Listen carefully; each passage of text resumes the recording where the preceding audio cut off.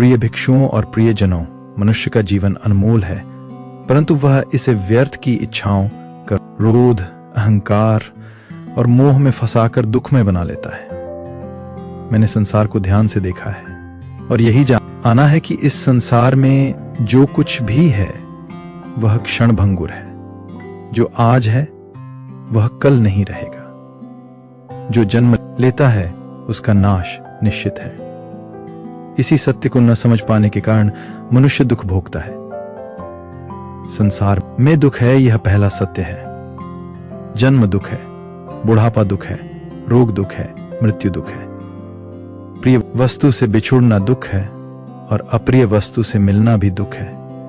इच्छाओं की पूर्ति न होना दुख का सबसे बड़ा कारण है। मनुष्य जितना अधिक चाहता है उतना ही अधिक अशांत होता जाता है। इच्छाएं अग्नि की तरह हैं, जितना ईंधन डालो उतनी ही भड़कती हैं। दुख का कारण तृष्णा है, भोग की तृष्णा, जीवन की तृष्णा और सत्ता की तृष्णा। मनुष्य सोचता है कि धन, पद और सुख सुविधाएं उसे शांति देंगी, परंतु ये सब अस्थायी है। जो अस्थायी है उस पर टिके सुख भी अस्थायी ही होंगे।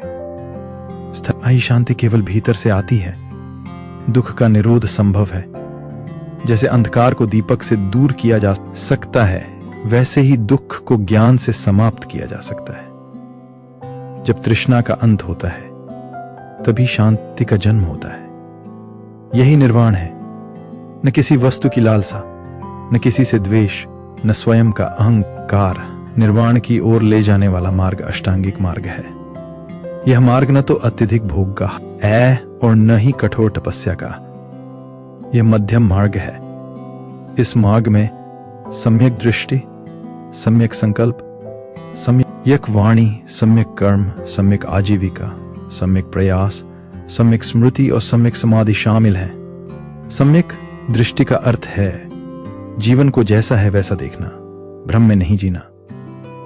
सम्यक संकल्प का अर्थ है हिंसा, द्वेष और लोभ से मुक्त विचार रखना। सम्यक वाणी का अर्थ है सत्य बोलना, कटु शब्दों से बचना और किसी को दुख न पहुंचाना।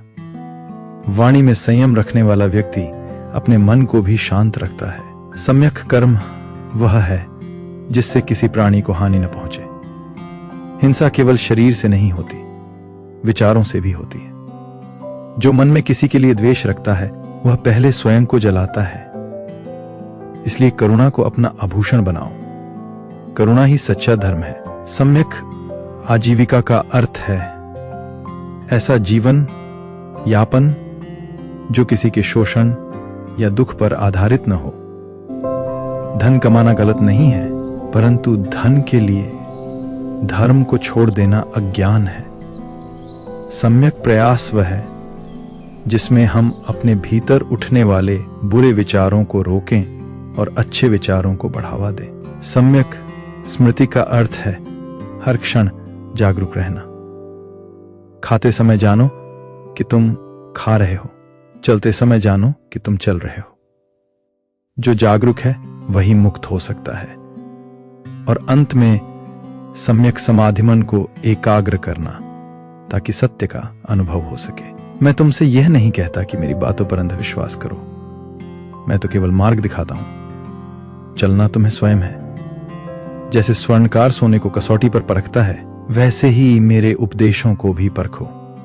जो तर्क और अनुभव की कसौटी पर खरा उतरे उसी को अपनाओ।